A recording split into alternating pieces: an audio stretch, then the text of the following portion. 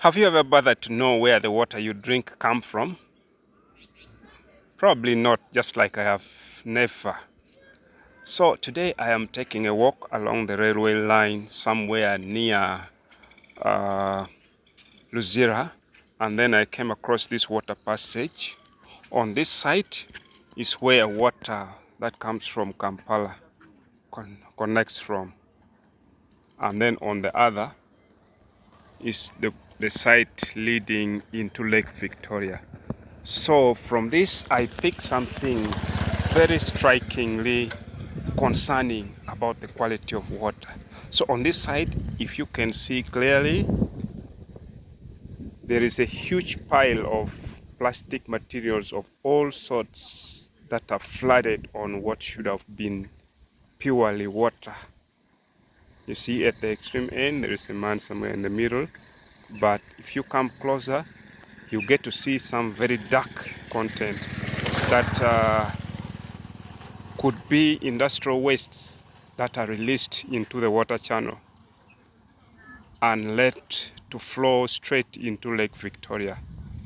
Now, this gets concerning because when you pay attention, it is very easy to assume that, well, we are living healthy, we are drinking healthy, and all those kind of things. Many of us, I know, take water from tapped water that we boil in our households, and that's what we drink. But how safe is that water? Because I feel this calls for some level of concern for all of us. When you pay attention on this side, now you see here pads, you see here pampers, used pampers, you see here Cavera, you see here plastic bottles, and all sorts of dangerous plastic materials all flooded in this place. The quick question that comes in my mind is, how do these things get here? Now this water leads straight into Lake Victoria, and I know the national water, much as they do some bit of cleaning, but still they pump the water from Lake Victoria. I'm not sure whether what they do really clean those, let's say, content, let's say maybe metallic contents and maybe some other dangerous maybe chemical materials that get into the water through all these plastic contents that are thrown into the water. From what I pick, it looks like, because when you look at the other extreme end, there is something that looks like traces of human foot. So that means people bring the waste here and pour them into the water because they do not want to engage much, or they do not want to spend on collection of bins, on all those kind of things. They do not want to spend more money in having their domestic wastes collected by people who are engaged in waste collection and those kind of things. But this is something that should concern all of us. Why should we not be so concerned like this? Why should we keep pouring such dangerous materials into the water body that we know at the end of the day will circulate back into our percolators, into our cups of tea, into our pots, into our fridges, and into our mouths, and eventually affect our health? There is something to do, Ugandans. There is something. We call ourselves the Pearl of Africa. Now when I look at the other extreme end, there is one impressive thing that I see: the crested cranes also trying to get some water, cool themselves and have fun. But again, the other question is, are they safe with this kind of exploitation? I mean pollution. Are they safe? Are the birds safe? Let alone the human safety. Who is safe here? Many times we talk too much economics, People are looking at tourism attraction. People are looking at all those kind of things. But when we don't protect ourselves, then what are all those economic gains for? When we don't protect ourselves, how are we going to benefit? Aren't we going to spend more of the money we get into treating ourselves, buying medicine and seeking medical health, medical services abroad, on things we could avoid by just disposing our waste products rightly? This is concerning Ugandans. This is concerning something that I think every concerned environmentalist in Uganda needs to take so seriously. We can't be living in this kind of pollution. We can't allow this to keep going on. And worse still, the industrial pollution that seems to be, because those dark contents, I don't think they are from any other source, because there is no sewage line that is directly linked to this line. But when you see beyond industrial lines, let's say start from Kampala, from the city center, the line that KCCA is now having conflict about with the city tycoon Ham, and then you come down, the water, yes, the water is dirty, but it's not as dark as or as black as it is in this other part of the line. And then when you come down, you cross the road, you cross Entebbe Road, the water is still not all that. But then when you come onto these industrial areas, from where Mokwano is coming, you following the line towards where the channel leads to Lake Victoria. That's when you begin finding this striking and concerning situation of debris, of wastes dumped just anyhow, poured into the water body. And on the other side, it's easy to think that maybe the heavy water that comes whenever it rains drains the waste from all the way from town, and then bring them into this channel. But again, when you look, this place is heavily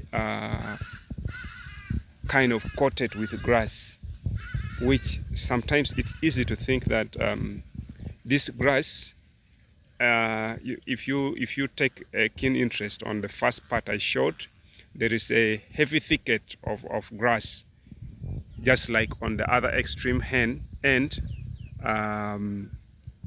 That water comes from, like water flows under the grass, under the thicket, before coming into that open space. But here you find the plastic material still penetrating through those thickets and getting into the open space. The question is, the grass have roots, of which roots are most likely capable of holding those plastic materials. And by the fact that they can float on this part of the water body, it is easy to think that they could have, there was no way they could have, they could have been pushed from beneath those the grass into the open space. So the most likely conclusion is that people dump their wastes here. They look for this because they don't want to spend, and they don't want to, they also are trying to keep their environment clean. So they look for the easy target where they can just dump their wastes. And this happens to be one of the easiest targets.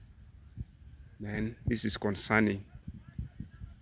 This is so concerning that if we don't take, recently I happened to watch a documentary about something that happened, I think, in Germany, about water source contamination and the level of pollution and how it kind of affected human health and what the German authorities of that specific city did to counter that situation, so much that the water supply to the whole area was cut, and the supplier had to take responsibility, do serious tests, and establish a lasting solution, because some sort of metal content was discovered in the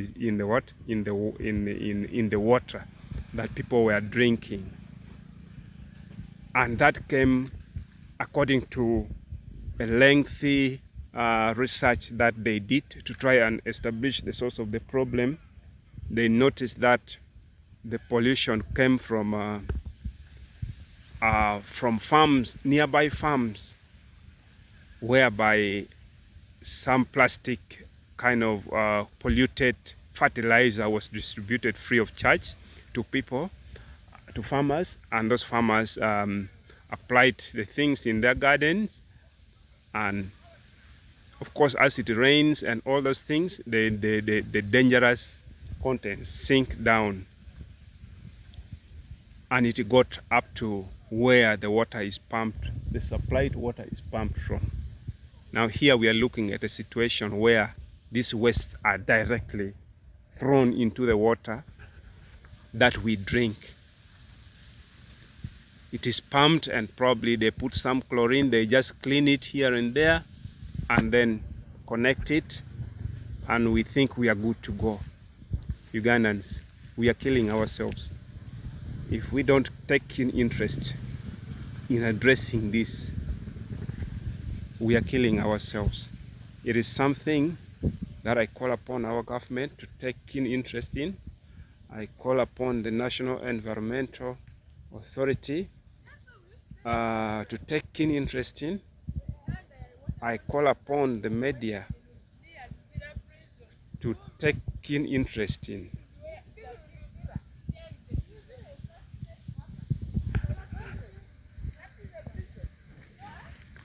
You may hear people, passers-by in my background, also picking interest in this same thing.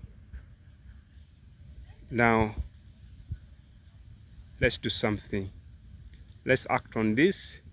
Let's sensitize our people. Let's take action where need be. Let's do the cleaning if we can.